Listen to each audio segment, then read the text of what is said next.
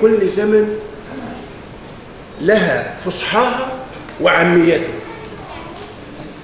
الصحة اللغوية تأتي حين يقترب مستوى الفصحى من العامية، يعني الفصحى تكون ميسرة ومفهومة حتى للعام، والعامية تكون صحيحة موافقة، وإن استعملت في مستوى العامة فهي قريبة من مستوى الفصحى.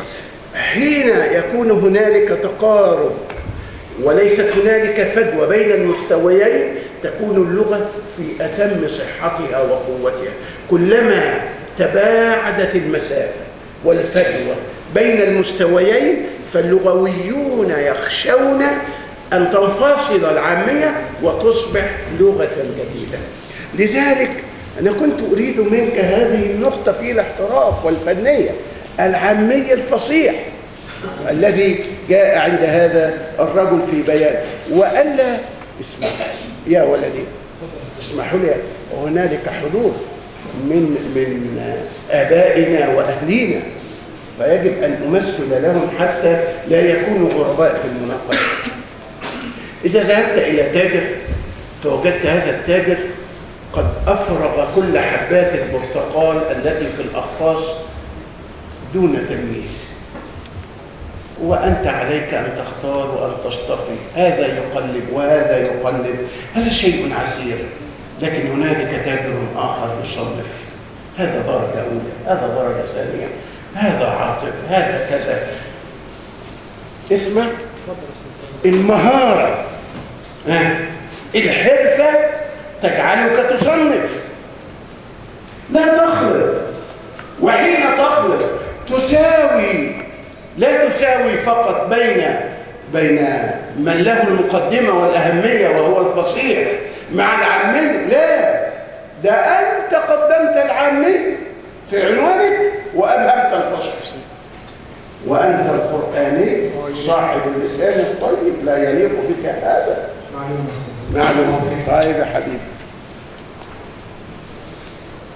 وأشرت لك، أنا سوف أعطيك هذه النسخة حتى تنظر إلى، وأشرت لك في سياقات عن هذه المسألة في أوراق كثيرة، فيعني تنظر إليها حتى لا نكرر، وأعطيك هذه النسخة التي بها ملاحظات يا ولد.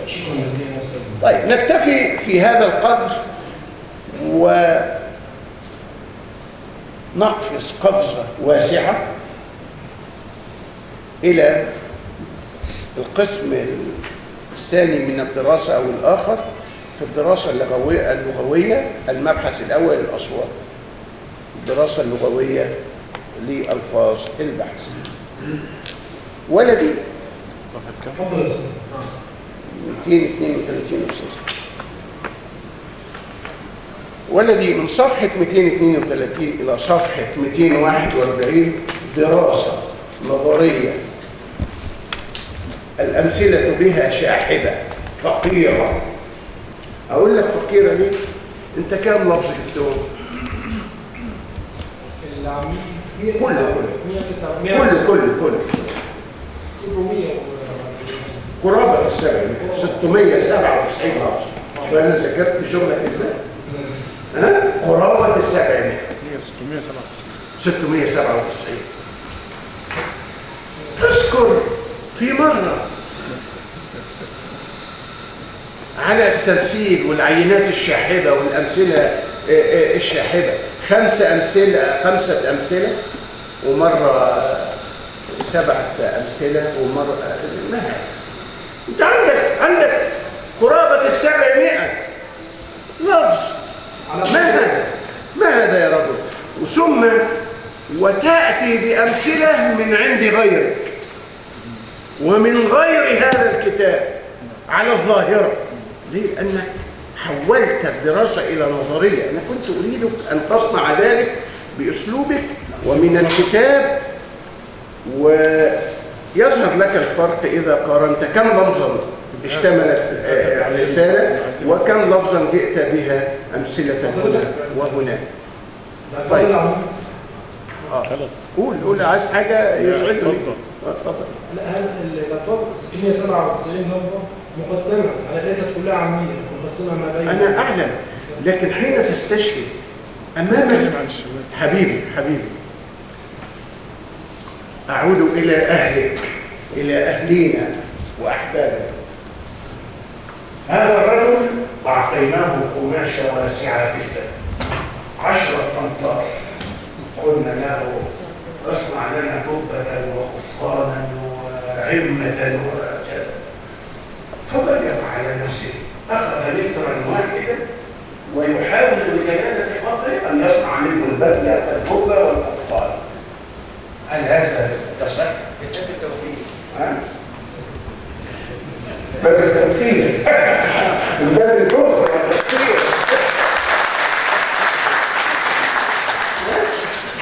بارك الله فيكم أستاذنا. البخل والتقدير. أنا خليك لنا يا دكتور. بارك الله فيك، بارك الله فيك، شكرا. طيب يا ولدي، نعم أستاذنا. صفحة 273.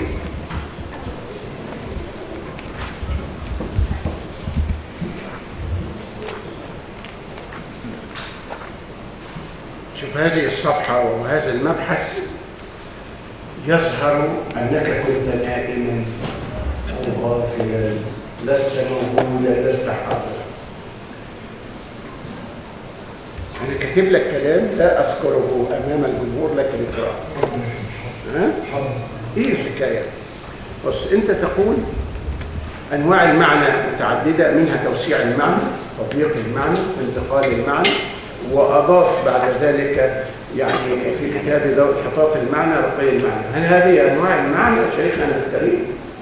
هذه أنواع المعنى؟ أو أستاذك يشير لك بالإجابة، انتبه. ها؟ الاستعانة بأستاذ وليس بصديق. ها؟ طيب. هل هذه أنواع للدلالة والمعنى ولا دي؟ هذه وسائل تطور المعنى عن طريق توسيع المعنى، تضييق المعنى، انتقال المعنى إلى آخر هذه. اقرأ ما هو مكتوب واستفد به. وهذا المبحث إما أن تحذفه لأنه لا يليق أن تكتب هذا الكلام لأنه مخطئ خطأ، وإما أن تصوبه لا يصح. طيب، النتائج والتوصيات سريعة. أستاذنا ينتظر المناقشة من 6:00 صباحا. أنا في غاية الحرج. الله يبارك فيك. أمد الله في صحتك وفي عمرك وبارك في علمك أستاذنا يا رب. النتائج والتوصيات 360 أستاذ. لا أنت تدخل الجنة بصبرك عليه. ربنا يبارك فيك. الله يبارك فيك. رقم 1 يا ولدي. اقرأ.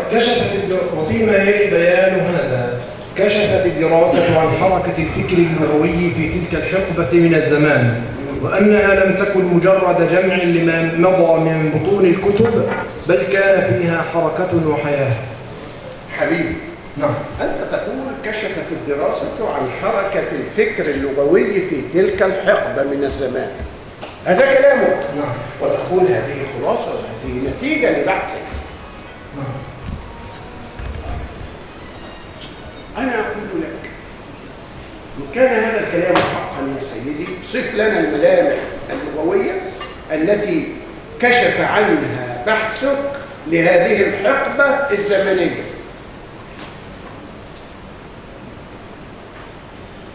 لكل كلام حقيقة. هذا كلام من قبيل الإنشاء ليس نتيجة. أرجوك، أنت شيخنا. طيب، رقم 6 يا ولدي. عني البحث بمظاهر التغير الدلالي لألفاظ الدراسة، فأوضحت الدراسة الألفاظ التي توسعت دلالاتها، وكذلك الألفاظ التي خصصت دلالاتها. شكرا لك، شكر إلى آخره. حبيبي، أنت أخذت عينات، فلماذا توهمنا في النتائج بأن البحث بألفاظ الدراسة عني بها وبيان التطور والتغير بها وبيان كذا؟ غير صحيح. أنت كنت تأخذ أمثلة فقط. خلاص. أنت شيخنا. ماشي. أنا نستفيد من حضرتك. الله يبارك فيك. بارك الله فيك.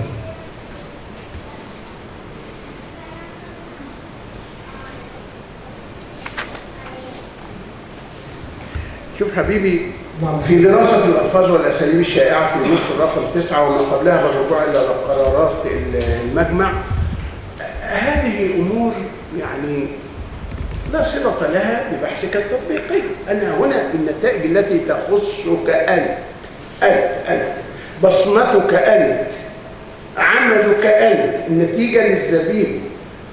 لماذا لما افتقرت إلى نتائج ووجدتها قليلة أحببت أن تسري النتائج فاستعرت من هنا ومن هناك، لكنها ليست بضاعتك ولا تخص الزبيبي ولا تخص المعجمة. التوصيات الاستعارة جائزة. الاستعارة جائزة في اللغة. نعم. ماذا يا أستاذ؟ كم أنت لطيف يا أستاذ الدكتور. 362 ولدي. التوصيات. التوصيات: 1.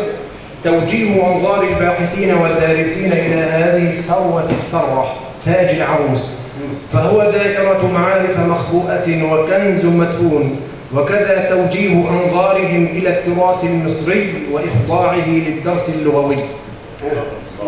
أن يجعل الباحث من نفسه حكما عدلا. كيف يا سيدي؟ احنا نروح هنا الأمم المتحدة ومجلس الأمن إجابة لنا. سيدي وشيخي وحبيبي وولدي، أنت قلت أنك ستستخدم المنهج الوصفي، المنهج التاريخي، المنهج الإحصائي، المنهج الاستقرائي، وكل هذا لا يحاكم النص، إنما يصف ولا يحاكم.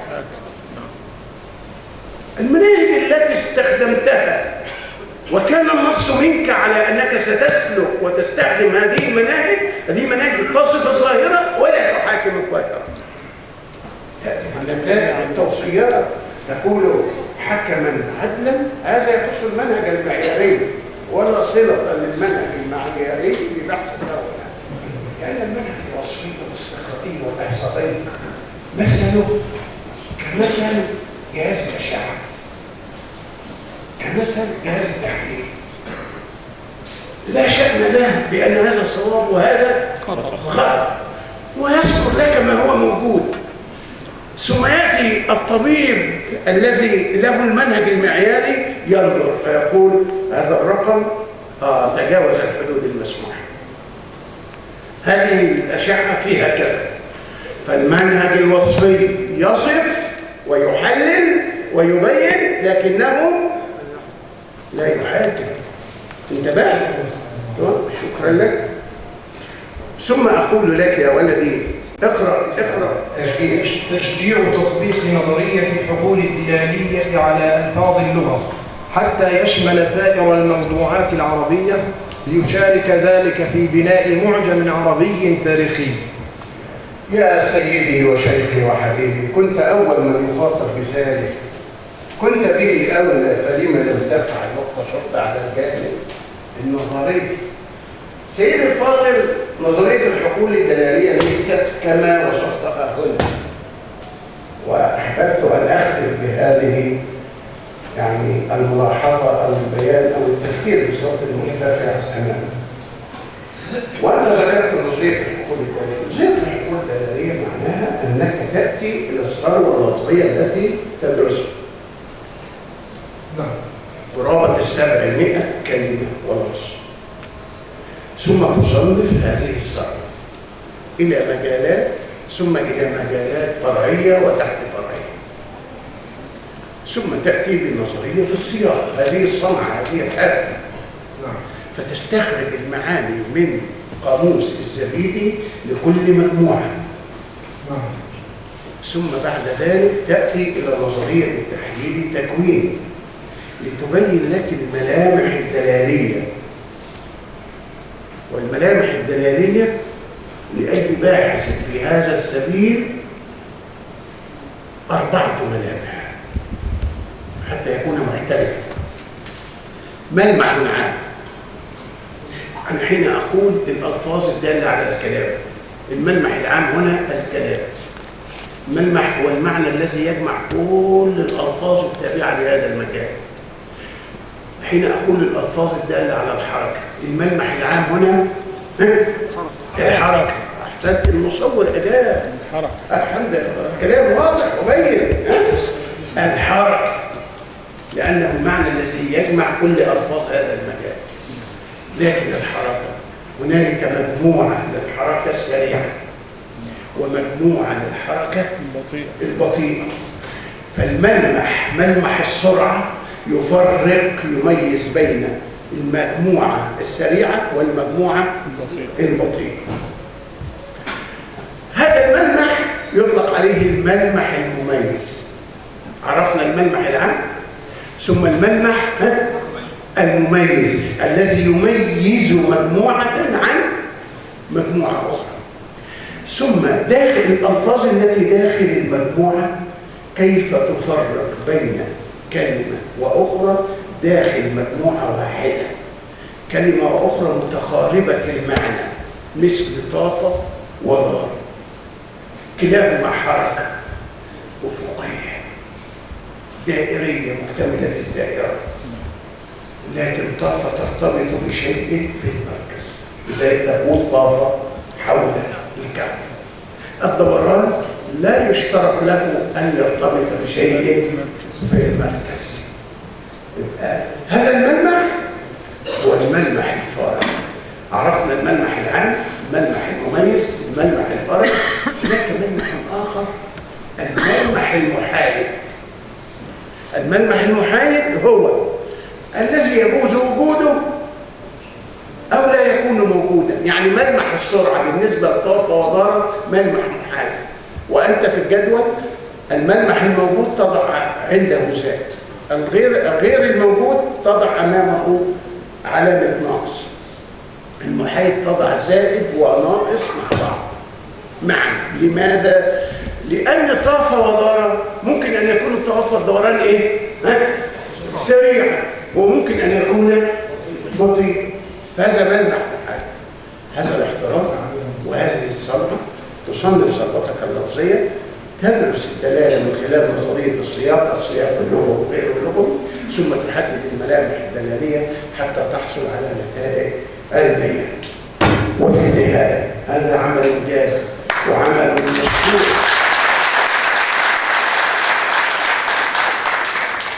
وهذا شيخ فاضل، وأرجو أن لا يغضب بقلبه عليه، فما قلت إلا حبا فيه، وحتى يرقى بحثه ليكون الأفضل والأحسن والأكمل. وشكرا لشيوخي أن سمحوا لي بهذا البيان، والسلام عليكم ورحمة الله.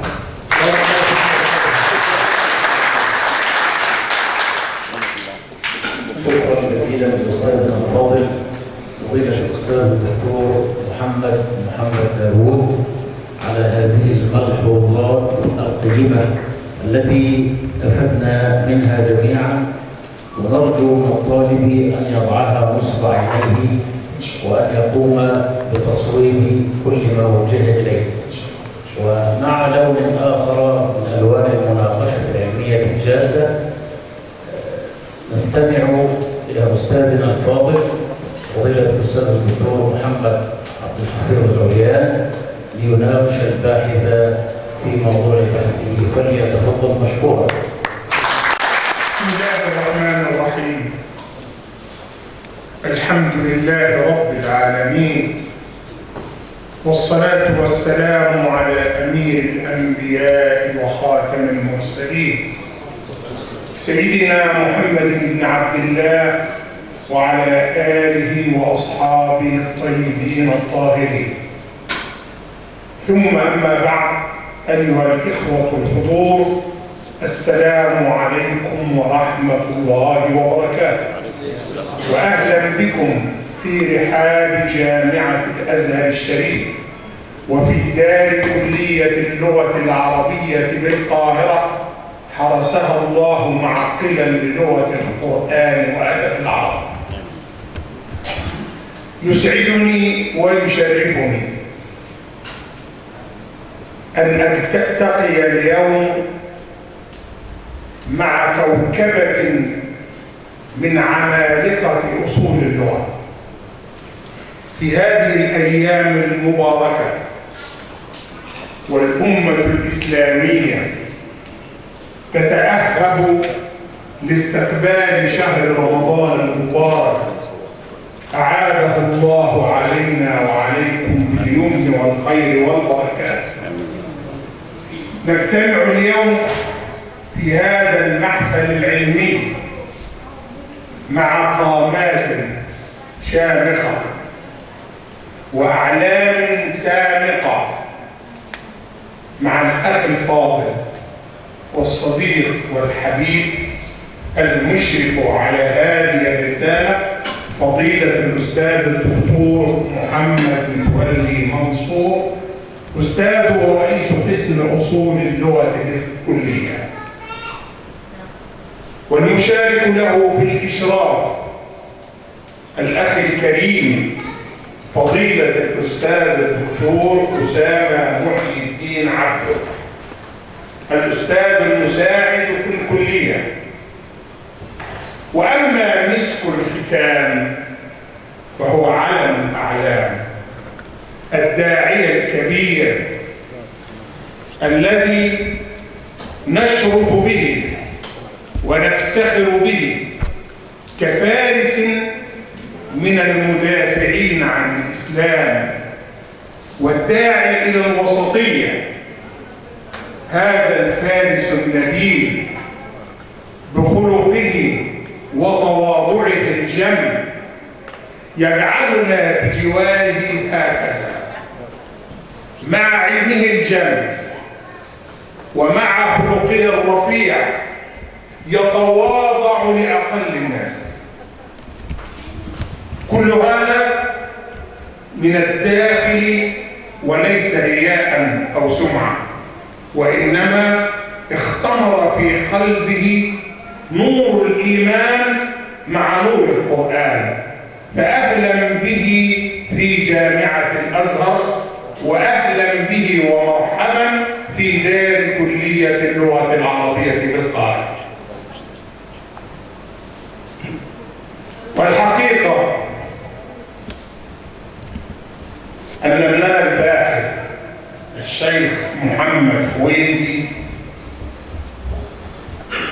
له عندي منزلة خاصة لأدبه الجم أولا، ثم لاحتواء قلبه لكتاب الله الكريم. ولذلك قبل أن آخذ بتلابيبه يجب علي أن أعدد مزايا بحثه،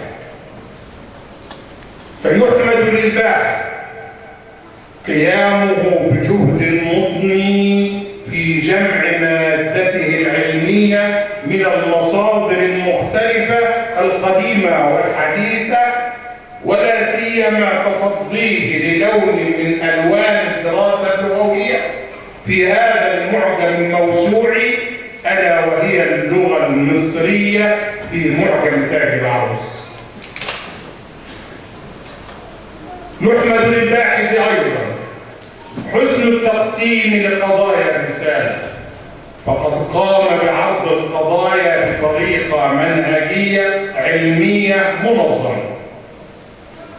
الأمر الثالث تناوله وتحليله الدقيق للألفاظ المصرية ومقارنتها بما هو شائع على ألسنة المصريين في الوقت الحاضر بدقة وأمانة. الأمر الرابع يحمد للباحث قلة الأخطاء اللغوية والطباعية والإملائية، ولكن كما قال أخي الكريم فضيلة الدكتور داوود وما أدراك ما بعد لكن. قبل أن أخوض مع ابننا الباحث في الملاحظات تفصيلية لا بد أن أطوف به في الملاحظات العامة.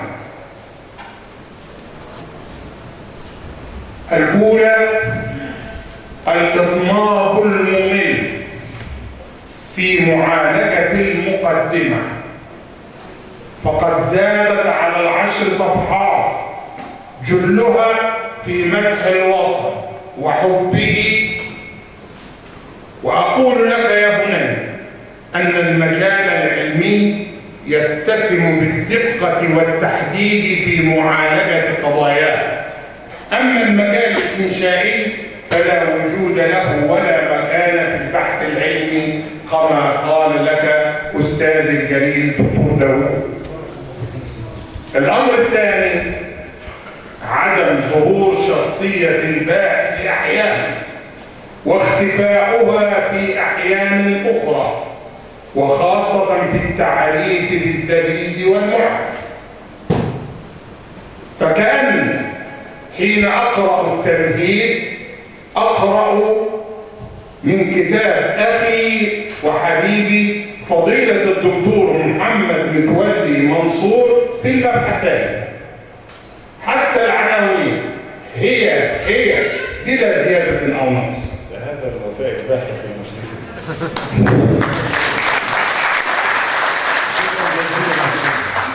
بس إن كان حبيبك عسل ما تنعزش كله.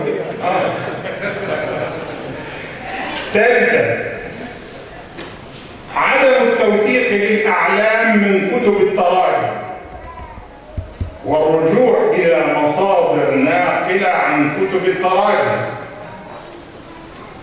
وسوف أريد. 4 قصوره الشديد في دقة الربط بين الفقرات المنقولة من المصادر المختلفة، فلا أجد إلا كما يطلق عليه قص ولصق. فالتقديم للفصول والمباحث والمطالب كلها نقول من المصادر ولا وجود لشخصية الباحث فيها. ويمكن أخي الفاضل فضيلة الدكتور محمد كان يقول لك كنا نريدك أنت ونريد شخصيتك ونريد صياغتك. الأمر الخامس عدم الدقة في النقل من المصادر أحيانا مما يؤدي إلى تشويه النصوص وبترها في بعض الأحيان. الأمر السادس ركاكة الصياغة للعبارات في بعض الأحيان مما يؤدي إلى تشويه النص، وبالتالي يؤدي هذا إلى عدم فهم المراد من النص. الأمر السابع افتقاده الأمانة العلمية في بعض الأحيان حين ينقل عن بعض المصادر دون أن يوضح أو يشير إلى هوية المصدر. الأمر الثامن بتر العبارات عند النقل من المصادر أحيانا مما ينتج عنه عدم فهم المراد مما يقوله. تاسعا تكرار المصادر المعتمد عليها في معالجة قضايا البحث في الفهرس الخاص بمصادر الرسالة. الأمر العاشر والأخير إهمال إثبات بعض المصادر التي استعان بها في رسالته في الفهرس الخاص بالمصادر. وحينئذ انتقل إلى الملاحظات التفصيلية. شيخ محمد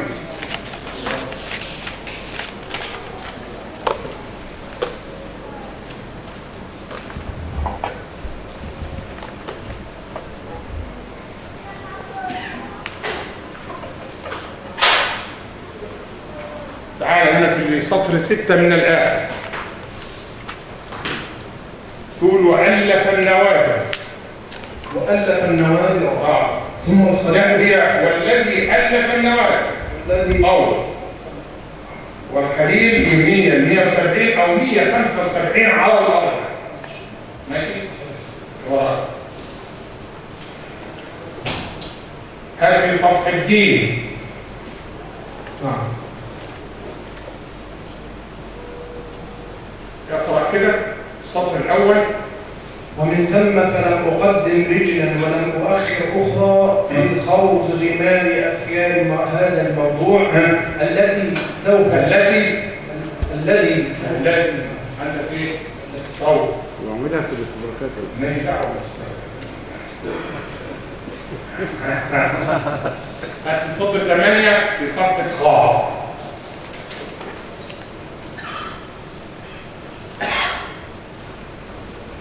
انبريت لتصفحي لا أتصفح. انبريت أنا أتصفح أنا. نعم. ماشي؟ هات السطر 4 اللي شافها. نحن هنا نصور لك بحثك ولا نهاجم كما قال. هات السطر 4 من الآن. من شأن هذا الوطن مصر. أيوة لا كما تتداعى الأكلة إلى قصعة. هي إلى قصعة برضه؟ لا قصعة دسمة ولا كما تتداعى الأكلة إلى قصعتها؟ هي إلى قصعتها ولا على قصعتها؟ على صوت. هذا صفحة دال صفحة 9 قد وهي عربية فصيحة. دي مادة ايه؟ النص ده مادة ايه؟ مادة عاطي هو فين؟ أين المادة المعلمة؟ يعني التاش تكتب المادة. أين المادة المعلمة؟ هات يا شيخ محمد صفحة ازاي؟ لا اقرأ كده يا شيخ محمد من آية فلم أعلم أحدا. اقرأ الكلام بتاعك كده السطر 5 من تحت. وكذلك لم أعلم أحدا قام ببحث أزاح في ثناياه القتام الذي ران على هذه الألفاظ المصرية. وكذلك لم أعرف من قام بجلاء الهباء الذي تراكم على تلك الكلمات. من معظم الأستاذ تيمور مش من العامية المصرية. نعم. بارك الله فيكم أستاذ. هات يا شيخ محمد صفحة زاد. هنا سأقف معك في أمر منهجي وهو العناوين التي قمت بوضعها للمباحث أو المطالب. هل هناك عنوان؟ وكما يقولون العنوان مصطلح، ومن شأن المصطلح أن يكون جامعا مانعا مختصرا. هنا لما تضع في الفصل الثاني عنوان تأصيل الألفاظ المصرية في تاج العروس وبيان ما تفرد به الزبيدي وبيان ما نقله عن الآخرين، ده العنوان يا محمد الفصل. كان يكفيك أن تقول تأصيل الألفاظ المصرية في تاج العروس، وانت هتقول لنا بقى المبحثين، المبحث ده هيبقى كذا والمبحث هيبقى كذا. نعم. يبقى كده عنوان مختصر تأصيل الألفاظ المصرية في تاج العروس. تعال للمباحث. هنا تقول المبحث الأول بيان ما تفرد به الزبيدي. طب ممكن أن تقول انفرادات الزبيدي ويبقى عنوان جميل وكويس، انفرادات الزبيدي، لأنك أنت بعد كده هتقول إيه؟ انفرادات الزبيدي من الألفاظ العامية وغيرها، انفرادات الزبيدي من الأعلام، انفرادات الزبيدي من البلدان. يبقى ده عنوان زي ما بيقولوا كده جميل ومختصر ويعطيك ما تريد من ناحية المنهجية العلمية. أيضا المبحث الثاني بتقول بيان ما نقله الزبيدي عن الآخرين. لما تقول كده نقول الزبيدي عن الآخرين وتخرج نقول الزبيدي عن الآخرين، لأن أنت هتقول تحت إيه؟ نقول الزبيدي من الألفاظ العامية، نقول الزبيدي من الأعلام، نقول الزبيدي من البلدان، فيبقى برضو أمر مختصر إن شاء الله. في الفصل الرابع بقى قلت الألفاظ المصرية الواردة في تاج العروس في ضوء منتدى الفصاحة، وفيه 3 مباحث. المبحث الأول الألفاظ الدخيلة فين؟ والألفاظ الدخيلة منين؟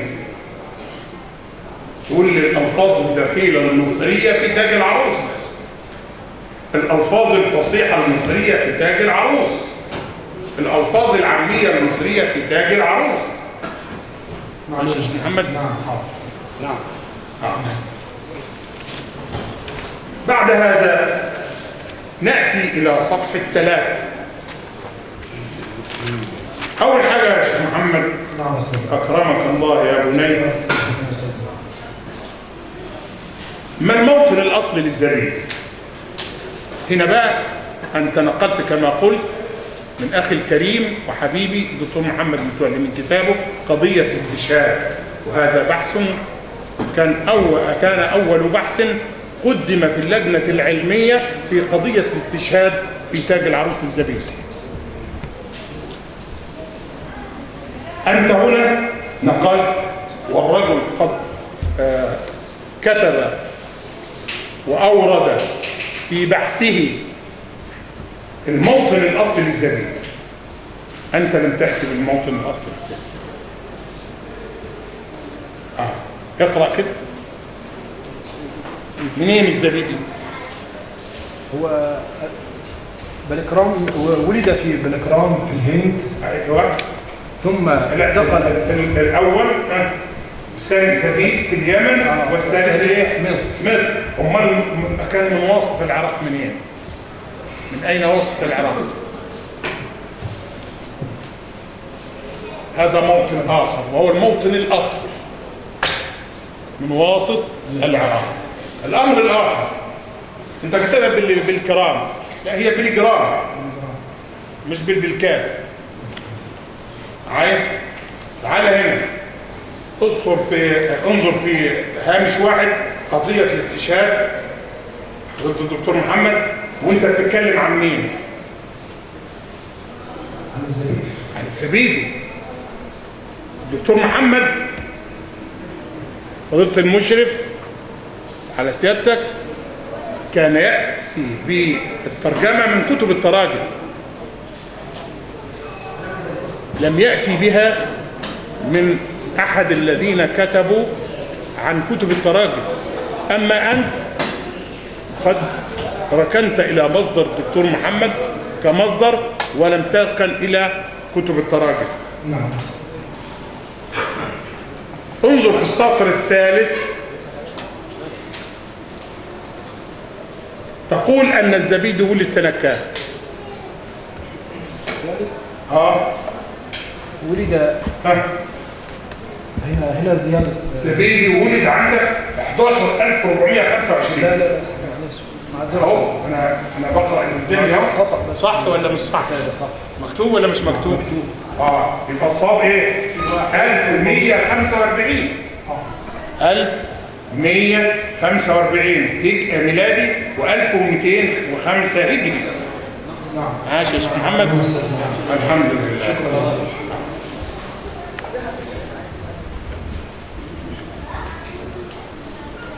هنا لم ترجع إلى مصادر التراجم كما قلنا، وقد رجعت إلى كتاب أستاذك.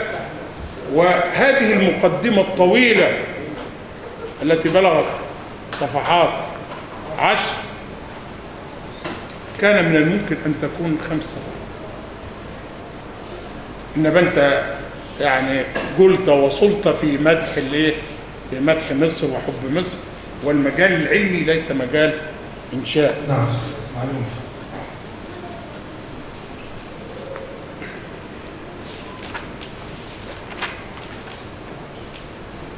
هات لي صفحة 4 يا شيخ محمد. في هامش واحد. الشيخ عبد الرحمن العيدروس. لا أنا عايز من أول إيه، من عندك كده بالإيه وتهييج البلبال وغير ذلك. وكان من أفراد العالم علما وعملا وقالا وجالا. قالا وجالا. وكان من أفراد العالم علما وعملا وقالا وجالا. إيه قالا يعني علما ماشي، عملا ماشي، قالا ماشي، جالا يعني إيه؟ ماذا تقصد به؟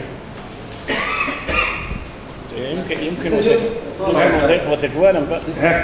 وتجوالا. لا هي وصالا. قالا وصالا صوالا بقى، لأن هو ماشي عليها اهو، علما وعملا وقالا وصالا. ماشي. هو كاتبها جالا. الجولان برضو يعني ايه، في دوران. هات لي صفحة 5 يا شيخ.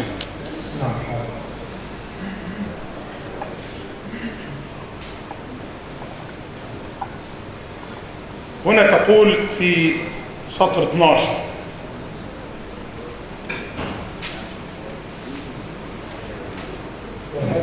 فين في وفاته. فين كتب التراجم هنا يا شيخ؟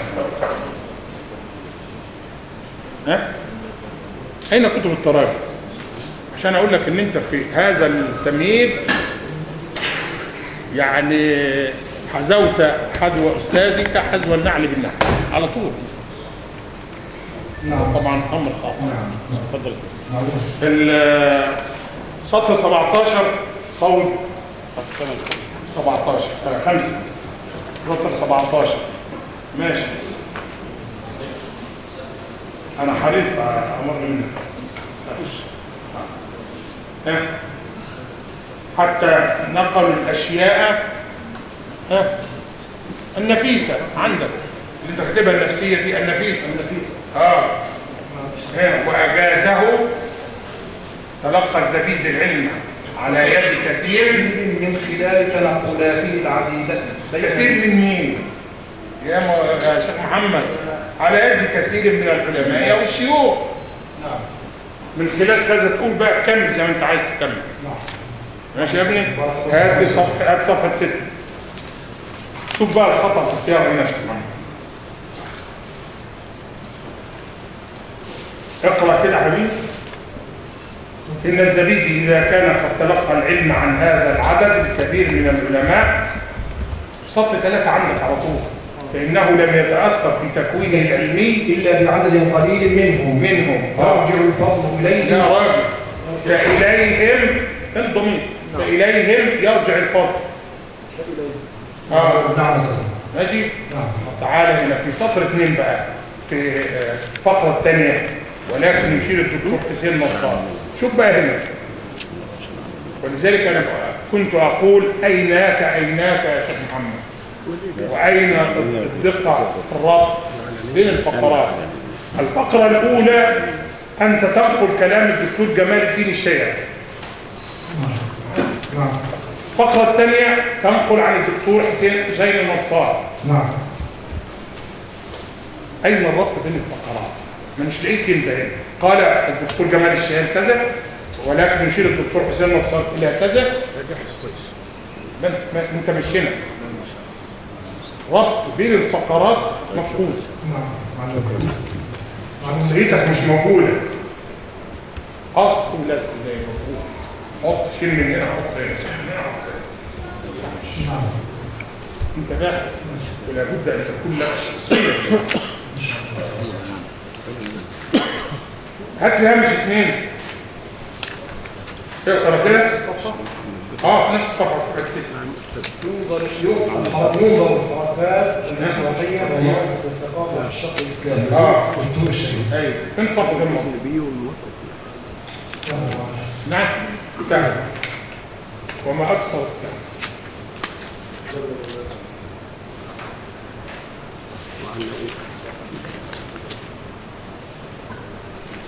اقرأ سطر 3 في صفحة 7. وقد وصفه الكتاني. هذا الرجل كان نعم. كان ايه نادرة الدنيا. وهذا الرجل كان نادرة الدنيا في عصره ومصيره. يا راجل، ده كان نادرة الدنيا في عصره ومصيره ولا مصره؟ نعم. هات يا ابني صفحة 8. سطر 6. انا هدي لك شويه بس عينات، انما بعد كده بقى باخدها بلسان معاك. اقرا سطر 6 في صفحه 8 بعد قراءه شيء من الصحيح، وده غلطان فيها اكثر من مره. بعد قراءة شيء من الصحيح. ايوه، من السلسلات. حديثا من ايه؟ حديثا من المسلسلات عن طريق تسلسل. نعم. تسلسل الحديث مش مسلسلات اللي نعم. ماشي؟ نعم مش أستاذ. مسلسلات نعم. رمضان.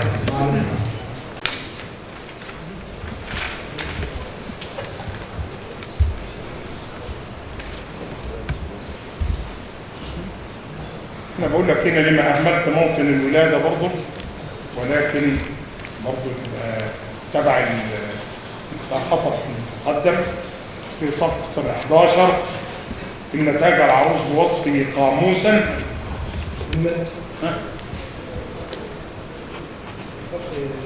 في سطر 11 إن تاج العروس صفحة 11، يعني هو سطر 11 في سطر 11 إن تاج العروس بوصفه قاموسا. وصفه قاموسا معجما برضه.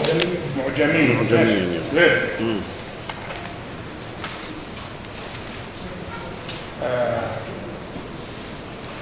عندك في صفحة 13 السطر الأول رقم 3. فاقة الأفاضل. يا راجل فاقة هو اللي فاق. فاقه ده بالتاء مربوط. صحيح. يا إما فاق الأفاضل أو فاقه الأفاضل، يعني حاجة اختار لك حاجة. نعم. فاقه الأفاضل إيه؟ إلى استكشاف. يا راجل في استكشاف. يبقى فاق الأفاضل لأن الكلام عن الزبيدي فاق الأفاضل في استكشاف غوامضه والغوص على مشكلاته اللي هو إيه؟ اللي هو القاموس. طيب تعال هنا في المصادر بقى، بتقول ويستطرد قائلا. ويستطرد قائلا. أين القول المستطرد هنا؟ صفحة كام يا سطر 13 تقول ويستطرد قائلا. فين بقى القول بتاعه اللي استطرد عنه؟ أين هو؟ في مصادره. هل هو استمد صادرة. الزبيدي يا ابني؟ نعم. ما بعدها مباشرة مقول القول. لا يا حبيبي، استمد الزبيدي مادته العلمية ده الواسعة. قول الدكتور حسين نصار. تقول ويستطرد لا. قائلا. لكن المفروض تقول ويستطرد الدكتور حسين نصار. تقول ويستطرد الدكتور حسين نصار لو كنت الكلام عن الدكتور حسين نصار، انما انت بتتكلم عن مصادر مين؟ الزبيدي مش عن مصادر حسين نصار. تقول ويستطرد قائلا، اما تقول بقى يستطرد الدكتور حسين نصار قائلا كذا، نعم، او نعم. قائلا الزبيدي، يبقى قول لي مين المستطرد. انا ما اعرفش. ماشي يا ابني. هات في صفحه 14 سطر 19 اكرمك الله يا ها. بتقول ثم ينتهج طريقته في مراعاة أواخر الكلمات وتقريه بابا. يا راجل وجعلها بابا وأولها فصلا، وشيل كلمة وجعلوه فصلا دي على طول. مراعاة أواخر الكلمات وجعلوها بابا وأولها فصلا، شيل وجعلوها الثانية خلاص. تعالى هنا بتاعنا إنشاء هامش واحد. بتقول السابق 30. أين السابق يا شيخ محمد؟ احنا نبهنا على هذا. نعم أستاذ. نبهنا على هذا يا محمد. الصفحة ها؟ عندك سابق؟ بنفس الصفحة 17. ايوه سطر 14. لا ما عنديش. طيب امال بتقول السابق على اليمين؟ مين اللي السابق؟ انت تكتب المصدر تقول ندوة تاج العروس وصفحة كذا. انما بتقول لي السابق وانا ما قدامي السابق، هو رقم واحد ها. تعالى هنا بقى في السطر هامش 2 بتقول من مباحث علم المفردات او متن اللغه دراسه تحليليه نقديه. من مباحث علم المفردات او متن اللغه دراسه تحليليه نقديه.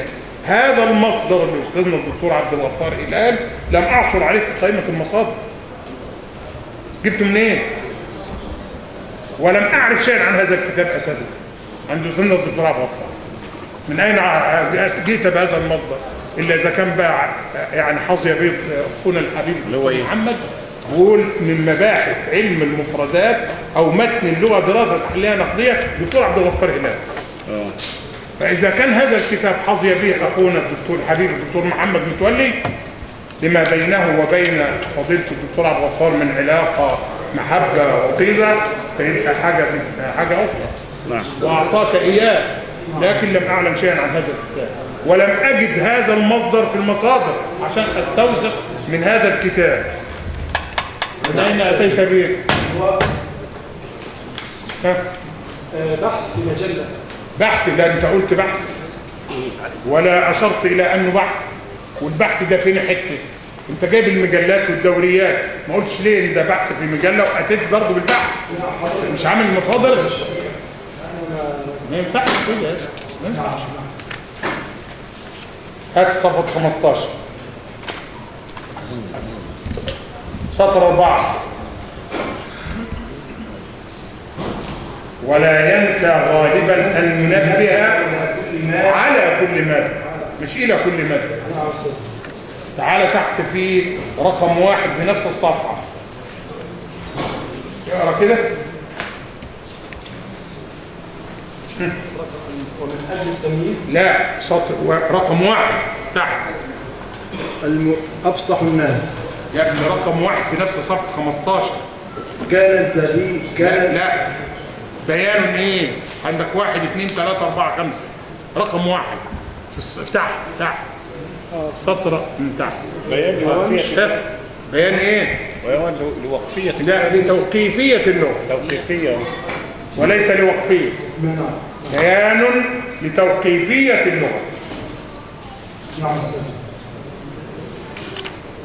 يعني أنت في نقلك عن أخونا الحبيب الدكتور محمد متولي وكما قال من الوفاء وإحنا وقلنا أيضا إن كان حبيبك عسل ما تبحثوش كله بالمثل العامي في قضية الاستشهاد حين أخذت منه في رقم 4 لم تقل بتصرف رغم أن أنا رجعت النص مع النص وجدت أنك متصرفا في النص. الأمانة العلمية تقتضي أنك عندما تتصرف في نص منقول أن تشير في الهامش إلى أنك تصرفت في النص. وده اللي قاله فضيلة الإمام أستاذنا الكبير الدكتور داوود. وفيكم أستاذ. معلومة أستاذ. قلت له يا حبيبنا بقول إن هو عسل أبيض يعني. ماشي ما هو دايما أنت عسل أبيض. تعال هنا يا شيخ محمد يا راجل يا طيب في صفحة 20 يا حبيبي. كنت أريد أن أقول معك جولة كبيرة يا شيخ محمد لكن أستاذك يبدو أنه تعمد أن يعني يزنقنا زي ما بيقولوا في خانة اليد. في صفحة 20 رقم 14 اقرا كده يا شيخ محمد. ألفاظ الأداء في تاج العروس. ألفاظ إيه؟ الأداء. يعني أنت وقعت عند زي ما بيقولوا إيه؟ عند من لا يرحمك. أنت في الحتة دي إزاي؟ ألفاظ الأداء في تاج العروس للباحث صفوت محمود. وبعدين وهو رسالة إيه؟ ماجستير بكلية اللغة العربية القاهرة. جامعة ناصر. يعني هذا غش وتنفير وخطأ. أنا بقول لك كم وصف؟ 3 أوصاف. ليه؟ لأن الرسالة دي كنت مشرفا عليها. من حظك الرسالة اسمها ألفاظ الأدواء في تاج العروس للباحث صفوت محمود متولي. ومش رسالة ماجستير يا شيخ محمد، هي رسالة دكتوراه. فلما انت تكتب الكلام ده والباحثين يجوا يشوفوا الرسالة يقول لك الراجل ده اللجنة دي ما قالتش الكلام ده ولا ايه؟ نعم ما ينفعش. لا أنت باحث، والأمانة العلمية لابد أن يتسم بها كل واحد، وإلا غادر هذا المجال العلمي. أنت أمين على هذا البحث، ونحن نشاركك في الأمانة.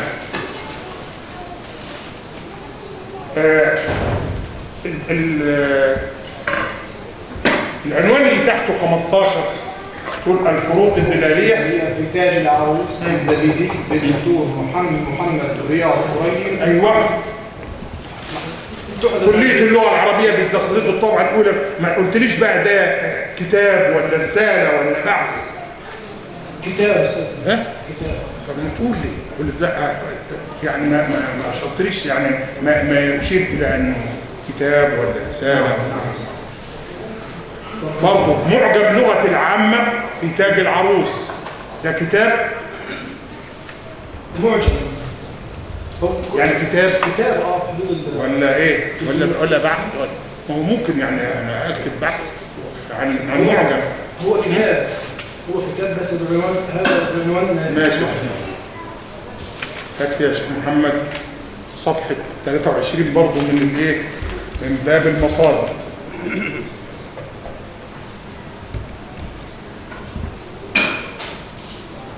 هذا نص أنت نقلته.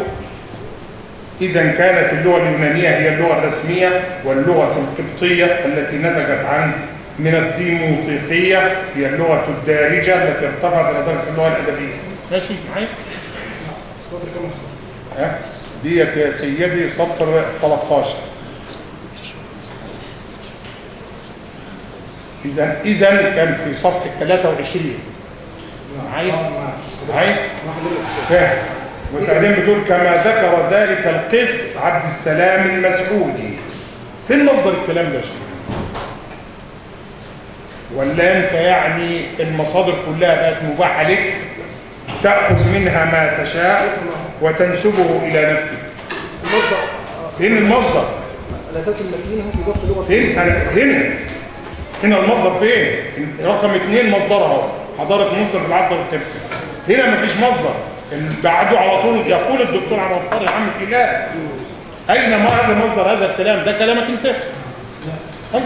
لا هو استنتج هذا الكلام من المصدر السابق. يا حبيبي يستنتج كما يشاء. حضارة مصر في العصر يستنتج كما يشاء، لكن لا يقول ان ده الكلام ده ذكره عبد السلام المسعودي.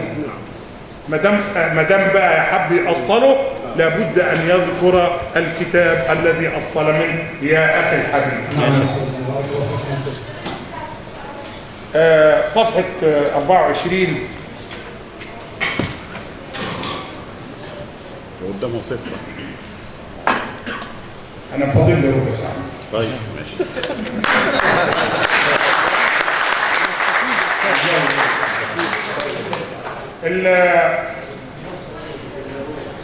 السطر الثامن في صفحة 24 تحدث اللغه العربيه قبل الاسلام. يقول الدكتور احمد مختار عمر ان العربيه كانت تتكلم وعلى ألسنة تجار العرب قبل الاسلام بين ابناء الجاليات العربيه وعلى إن ألسنة العربية كانت تتكلم في مصر في فترة ما قبل الإسلام. هذه واحدة. وبعدين بين أبناء الجاليات العربية ألسنة تجار العرب وأن تبادلا حدث. لا، وأن تبادلا للحديث بين اللغتين المصرية والعربية. ده النص. أنا جايب لك النص. المصدر نفسه. ماشي. وتعالى هنا في هامش 2 تاريخ اللغة العربية في مصر الدكتور أحمد مختار عمر برضه 11/1970. شوفوا كده هامش 2. نعم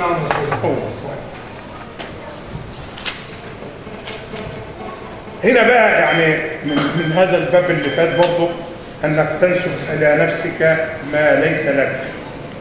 في صفحه 26 اول حاجه اول فقره، هل هذا الكلام لك يا شيخ محمد؟ كان فتح العرب لمصر. هل الكلام ده لك؟ يعني لو سمحتم ممنوع الكلام لو سمحت.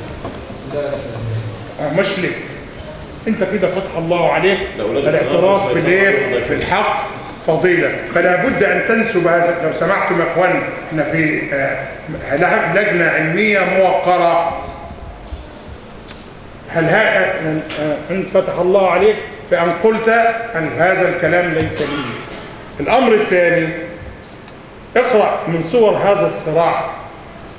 من صور هذا الصراع. اولا هذا الكلام عشان احط لك بقى في المصدر من كتاب العربية ليهمفك اهو صفحة 26 للدكتور النجار. حط كمان عشان يعني احط لك المصدر منه. تعال هنا بقى من صور هذا الصراع، بقية الفقرة بقى اقرأ كده.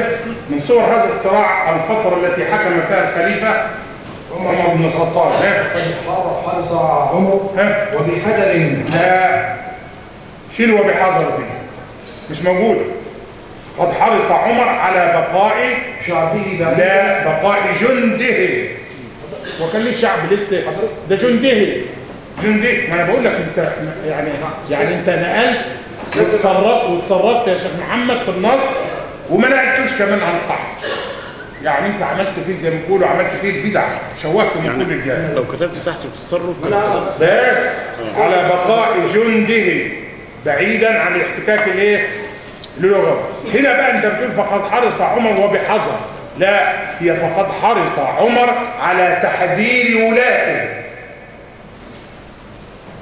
على بقاء جنده بعيدا عن احتكاك اللغة. يعني كان الخليفة عمر رضوان الله عليه كان يحذر ولاته من احتكاك الجنود بشعوب البلاد المفتوحة حتى لا يحدث ما لا يحمد عقباه، أن ينسوا القتال والجهاد وكذا وكذا وكذا ويعيشوا عيشة أهل البلد المفتوح.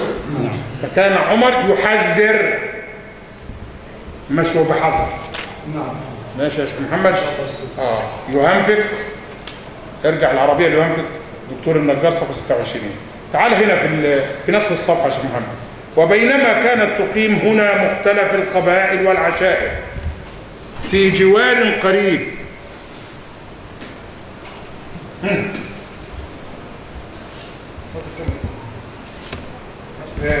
انا هدي لك بقى الرزق يعني 1 2 3 4 5 6 7 8 9 10 17. وبينما كانت تقيم هنا مختلف القبائل والعشائر. لقيتها في صفحة 26 يا شيخ محمد. نعم يا استاذ. في نص الصفحة كده. اهدأ كده وخليك معايا ما تخافش. وبينما كانت تقيم هنا مختلف القبائل والعشائر في جوار قريب. ايوه. فين بقى؟ لقيت الكلام في ايه؟ ايوه نعم. يبقى النص لقيت الكلام يا حبيبي، ولذلك كاتب لك على العبارة مقطورة. انت عارف اجيب لك بقى بيت النص. اكتسبت ايضا لهجاتهم قوة وفتوة، ونشأت لغة بدوية مشتركة وضعت الأساس لعربية القرون المتأخرة والفصحى. وبرضه العربية لمصر.